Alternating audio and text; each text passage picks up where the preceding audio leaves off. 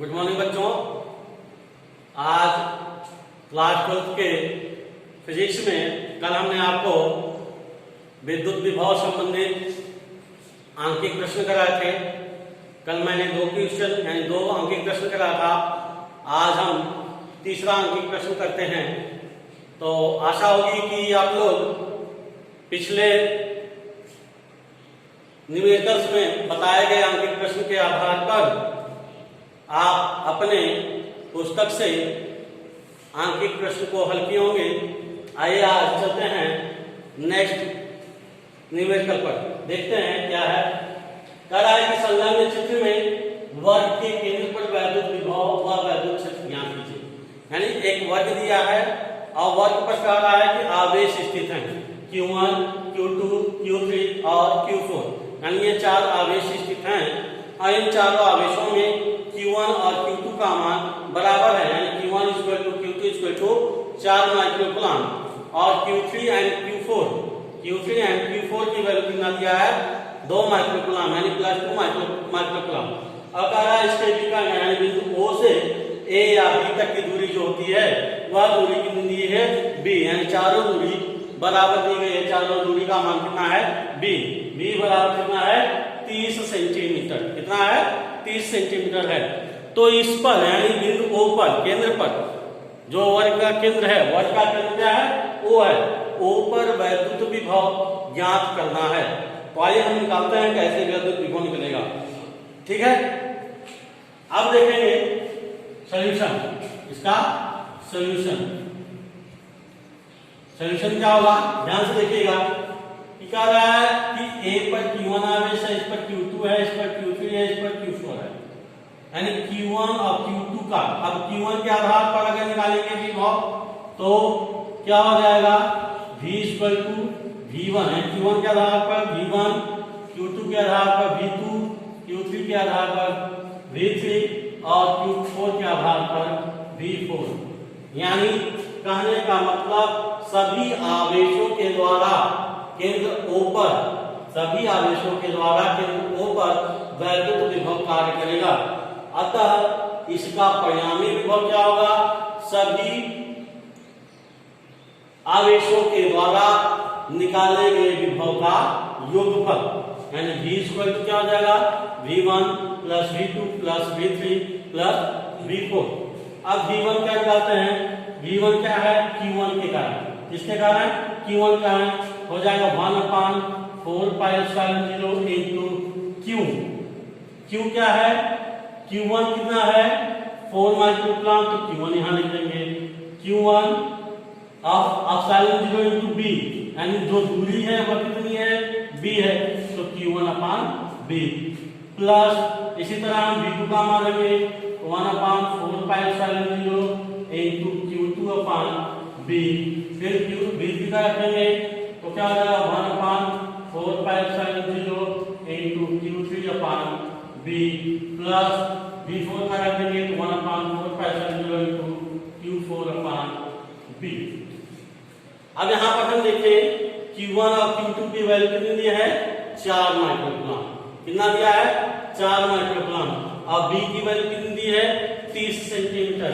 अगर हम इसको मीटर में बदलेंगे तो 0.30 मीटर हो जाएगा, यानी 0.30 मीटर हो जाएगा, या इसको लिख सकते हैं 0.3 मीटर ही लिख सकते हैं। तो यहाँ पर देखेंगे 1/4 पाई एप्सिलॉन 0/B, सब में कॉमन मिला है तो कॉमन लेते हैं 1/4 पाई एप्सिलॉन 0B कॉमन लिया, बचा क्या हमारा Q1 + Q2 + Q3 + Q4। ठीक है, अब हम वैल्यू रख देते हैं तो 1/4 पाई एप्सिलॉन 0 की वैल्यू क्या आती है 9 × 10⁹, यानी 9 में 10 घाते 9। और B की वैल्यू कितनी है 0.30 इनटू Q1 यानी कितना दिया 4 माइक्रोकूलम है, तो 4 में 10 के घाते -6। Q2 क्या है, Q1 और Q2 दोनों बराबर है, तो Q2 की वैल्यू कितनी हो जाएगी 4 में 10 घाते -6 प्लस Q3 कितना है 2 माइक्रोकूलम है, तो यहाँ लिखेंगे 2 × 10⁻⁶ इंटू Q4 की वैल्यू कितनी है 2 माइक्रोकूलम है, इसका मान रखेंगे 2 × 10⁻⁴।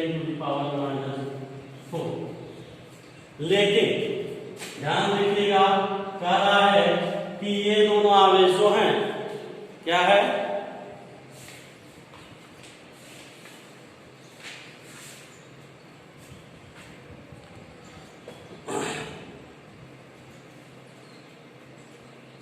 तो ये क्या है माइनस कूलम, क्या है माइनस है।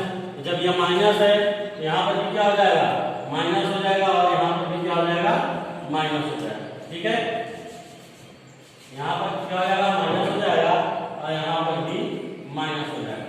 अब देखो ध्यान रखें तो 2 और 2 कितना हो जाएगा 4, यानी ये 2 माइक्रोकूलम और ये 2 माइक्रोकूलम दोनों मिलकर 4 माइक्रोकूलम हो गए और ये 4 माइक्रोकूलम से कट गया। बचा क्या हमारा केवल 4 बचा हो जाएगा, इसको 3 से काट देंगे तो 30.3 एंड 3 का 9, यहाँ पर कितना हो जाएगा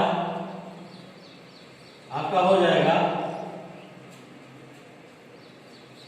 30 यानी 30।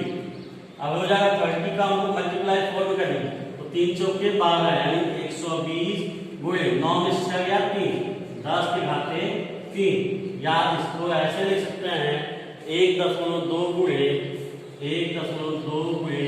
10 के घाते 5 वोल्ट। ये हमारा क्या निकल गया विभव निकल गया। क्या निकल गया विभव निकल गया।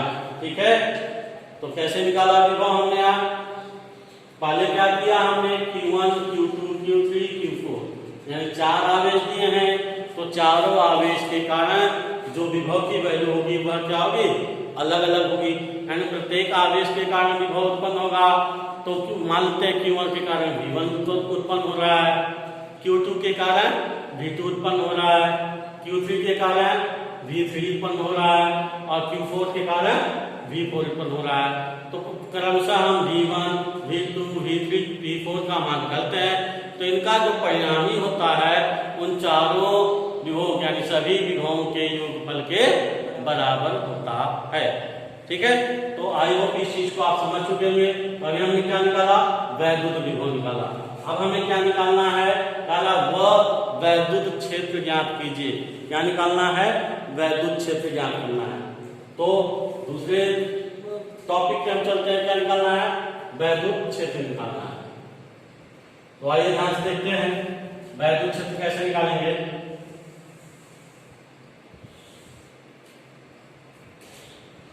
वैद्युत क्षेत्र के लिए क्या होगा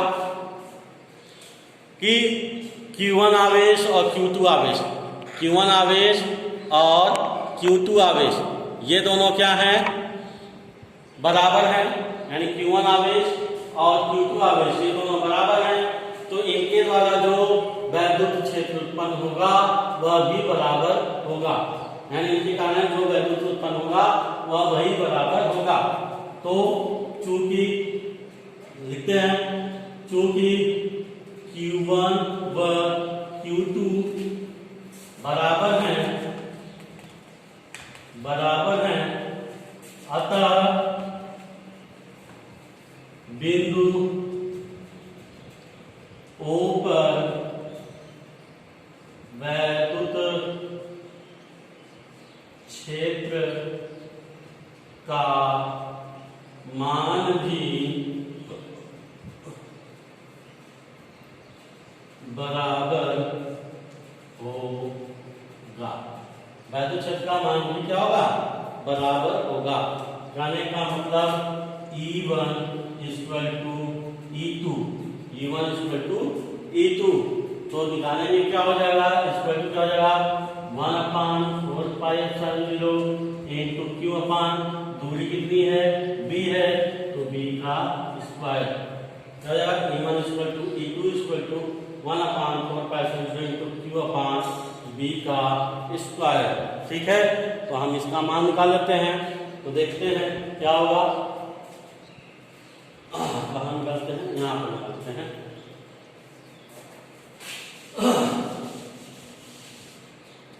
यहाँ पर निकालते हैं, देखिए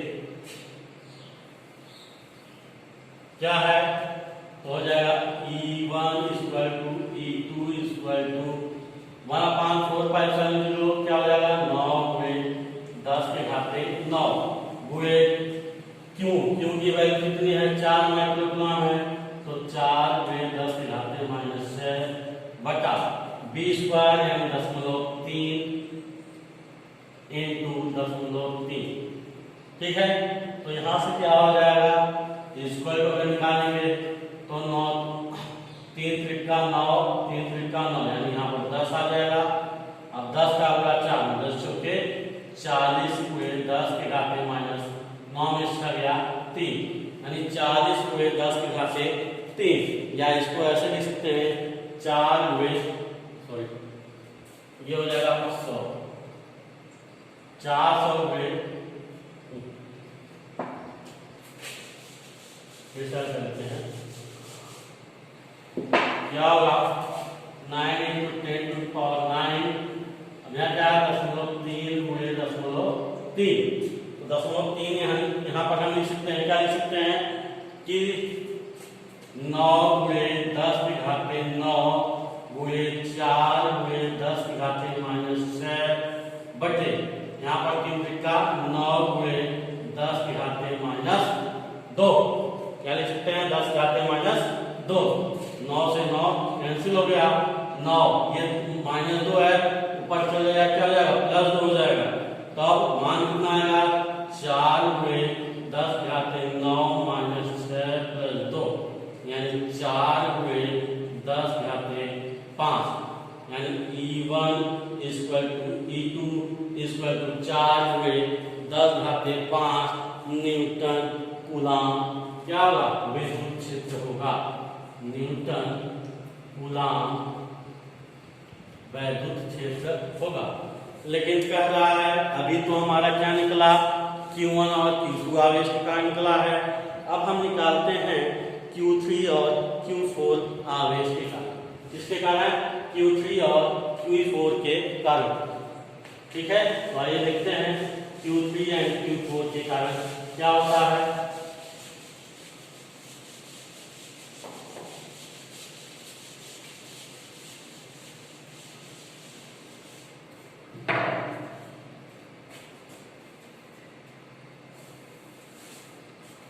तो ध्यान देखिए Q3 अभी किस पर हमने निकाला Q1 और Q2 के कारण। तो अब क्या है चूंकि Q3 व Q4 क्या है एक दूसरे के बराबर है, एक दूसरे के बराबर हैं, अतः वैद्युत क्षेत्र भी क्या होगा बराबर होगा, वैद्युत क्षेत्र भी बराबर होगा। क्या होगा बराबर होगा। जब वैद्युत क्षेत्र भी बराबर होगा तो इस अवस्था में क्या हो जाएगा E3 = E4 = क्या हो जाएगा 1/4π0 × Q3/b² यानी Q3/b²। चाहे Q3 लिखे चाहे Q4 लिखे कोई भी वैल्यू लिख सकती है। ठीक है, तो क्या हो जाएगा इसका मान 9 × 10 घाते 9 इंटू Q3 की वैल्यू कितनी है 2 × 10 घाते -6 और b² को हम कर सकते हैं 9 × 10 घाते -2। तो 9 से 9 क्या हो जाएगा कैंसिल हो जाएगा। अब 9 में से गया 3 ये 2 5 यानी निकल जाएगा 2 × 10 के घाते 5 न्यूटन कूलम। यह हमारा क्या आ जाएगा E3 = E4। ठीक है, ये कितना आ गया हमारा 2 × 10 घाते 5।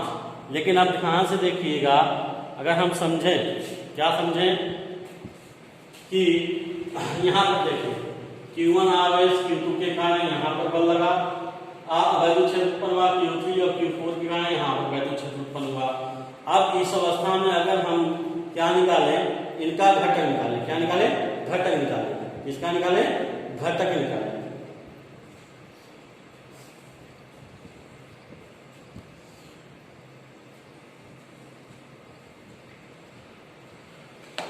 ध्यान से देखिएगा अगर हम इनका घटक निकालें, किसका, E1 व E3 का परिणामी वैल्यू क्षेत्र, इसका E1 और E3 का परिणामी वैल्यू क्षेत्र क्या है, देखिए ध्यान से। यानी E1 बराबर E2 है, तो E1 किसके कारण है, इसके कारण, तो इसके यानी Q आवेश के कारण है, तो इसकी दिशा क्या होगी, AC होगी। इसकी दिशा क्या होगी, AC होगी, ठीक है, इसकी दिशा क्या होगी, AC होगी। लेकिन Q3 के कारण निकालेंगे तो इसकी दिशा क्या हो जाएगी, CA हो जाएगी, यानी OC के अनुदिश हो जाएगी। इसके अनुदिश हो जाएगी, OC के अनुदिश हो जाएगी। यानी ये दोनों एक दूसरे के समान बल कार्य कर रहे हैं, एक दूसरे क्या कर रहे हैं, समान बल कार्य कर रहे हैं। अतः E1 व E3 का परिणामी, इसका E1 व E3 का परिणामी मान लेते हैं E डैश, तो E डैश बराबर क्या हो जाएगा, E1 plus E3। E dash बराबर क्या हो जाएगा, E1 प्लस E3। E1 की वैल्यू कितनी आई है, 4 × 10⁻5, 4 × 10⁻5 प्लस E3 की वैल्यू कितनी है, 2 × 10⁻5, दोनों जोड़ देंगे तो 6 × 10⁻5 न्यूटन कूलम, न्यूटन कूलम। यह किसकी वैल्यू आ गई, E डैश की आ गई। अब इसी तरह से अगर हम Q4 और Q2 की वैल्यू देखेंगे तो इनकी दिशा किधर है, BD और OD की तरफ, BD और OD की तरफ। तब इनका परिणाम निकाल लेते हैं, ठीक है, इनका परिणाम निकाल लेते हैं। कैसे निकलेगा, ध्यान रखिएगा।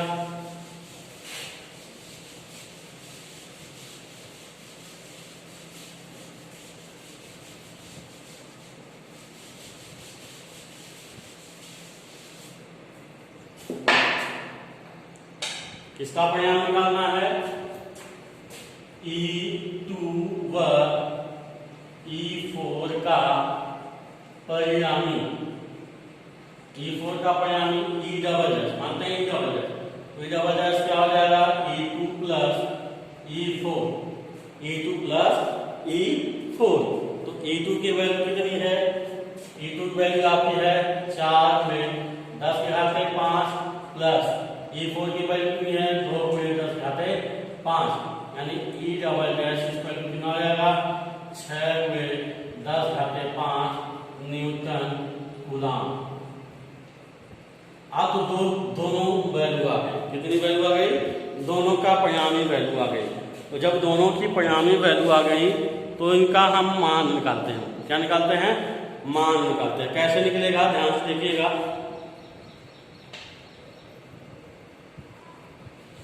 अब मान लेते हैं इन दोनों का मान इस पर निर्भर कर रहा है, किस पर निर्भर कर रहा है, इस पर निर्भर कर रहा है। तो अगर हम इस पर निर्भर कर रहा है, इसके दो घटक बनेंगे, एक घटक ये होगा क्षैतिज घटक, ये क्षैतिज घटक हुआ, ये ऊर्ध्व घटक होगा। यानी E डैश अगर यहाँ पर E डैश साइन थीटा हो जाएगा और ये क्या हो जाएगा, E डैश cos थीटा, ये इसके कारण हो गया। अब उसी तरह अगर ये इसके कारण होगा तो इसके कारण भी ये क्या हो जाएगा, ऊर्ध्व घटक हो जाएगा और ये क्या हो जाएगा, क्षैतिज घटक हो जाएगा। यानी ये E double dash cos theta हो जाएगा और ये क्या हो जाएगा, E double dash sine theta. तो हम देख रहे हैं कि E डैश साइन थीटा और E double dash sine theta एक दूसरे क्या है, विपरीत है, एक दूसरे क्या है, विपरीत है। तो ये दोनों क्या हो जाएंगे, एक दूसरे को निरस्त कर देंगे, क्या कर देंगे, निरस्त कर देंगे। लेकिन E डैश cos थीटा और E double dash cos theta दोनों एक ही दिशा में है, तो परिणामी क्या हो जाएगा, इन दोनों के योगफल का, यानी इन दोनों का योगफल हो जाएगा।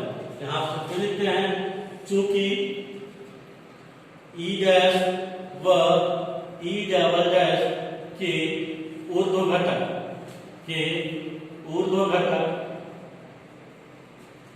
क्रमशः E डैश साइन थीटा व E double dash sine theta एक दूसरे के विपरीत हैं, जो स्वतः निरस्त कर देते हैं कर देते हैं। अतः परिणामी तीव्रता क्या हो जाएगी? ई। परिणामी तीव्रता ई इक्वल टू क्या हो जाएगा?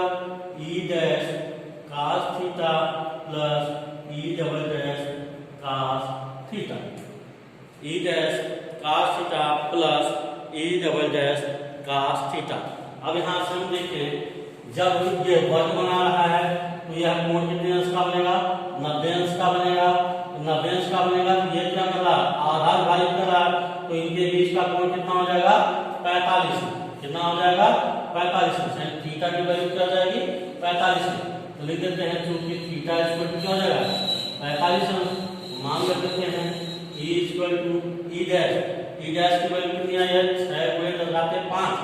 तो 6 गुणे 10 घाते 5 cos 45 अंश प्लस 6 गुणे 10 घाते 5 cos 45 अंश। दोनों का मान एक ही है, तो हो जाएगा 2 गुणे 6 गुणे 10 घाते 5 cos 45 अंश। अब क्या करेंगे? cos 45 अंश का मान रख देंगे। तो जब cos 45 अंश का मान रख देंगे तो परिणामी मान आ जाएगा। परिणामी मान क्या आ जाएगा? ई इक्वल टू 6 गुना 12 गुणे 10 घाते 5 cos 45 अंश का मान। cos 45 अंश का मान कितना होता है? 1/√2। कितना होता है? 1/√2। तो √2 है, तो यहाँ से 12 को हम लिख सकते हैं 6√2 into √2 into 10⁵ √2 से √2 कैंसिल, तो ई वैल्यू आ जाएगी 6√2 into 10⁵ न्यूटन कूलम। यह हमारा क्या जाएगा? परिणामी वैद्युत क्षेत्र की तीव्रता का मान आ जाएगा। ठीक है, आई होप ये ट्यूशन या न्यूमेरिकल बहुत ही लंबा था। ठीक है, तो आशा होगी कि आप लोगों को समझ में आया होगा, और जो चीज न समझ में आया हो वो आप कमेंट बॉक्स में कमेंट करके फिर से पूछ सकते हैं, ताकि इस क्वेश्चन को मैं दोबारा बता सकूं। इससे रिलेटेड आपके त्रिभुज के क्वेश्चन आएंगे, पॉलीगॉन यानी बहुभुज के क्वेश्चन आएंगे, चतुर्भुज के भी क्वेश्चन आ सकते हैं। इससे रिलेटेड जितने भी क्वेश्चन होंगे आप इसके आधार पर उन क्वेश्चनों को हल कर सकते हैं। ठीक है, आज के लिए बस